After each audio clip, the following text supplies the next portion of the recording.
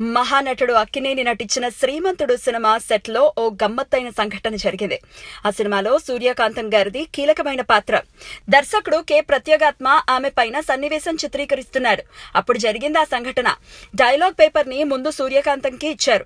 ఎదుట ఉన్న నటుడిపై తిట్ల పురాణం లిఖించుకునే సీన్ అది. అలాంటి సన్నివేశం అంటే ఇంక చెప్పేదే ఉంది. సూర్యకాంతం అంటే ఏంటో తెలుసుగా. ఆమె 2 నిమిషాలు డైలాగ్స్ చూసుకుని ఓకే అన్నారు. దర్శకుడు silence, shot ready, rolling, action అని పెద్దగా అరిచారు. లొకేషన్ నిశ్శబ్దం. సూర్యకాంతం పాత్రలోకి వెళ్లిపోయారు. తనదైన శైలిలో ఎడమ చేతిని విసురుతూ ఎదురున్న ఆర్టిస్ట్ ని లెఫ్ట్ అండ్ రైట్ ఇచ్చేసుకున్నారు. లొకేషన్ లో వారందరూ స్టన్ అయిపోయి ఆమెను అలానే చూస్తున్నారు. అందరితో పాటు దర్శకుడు ప్రత్యేగాత్మ కూడా విస్తుపోయి చూస్తూ ఉండిపోయారు. ఈ తన్మయత్వంలో పడి కట్ చెప్పడం కూడా మర్చిపోయారు.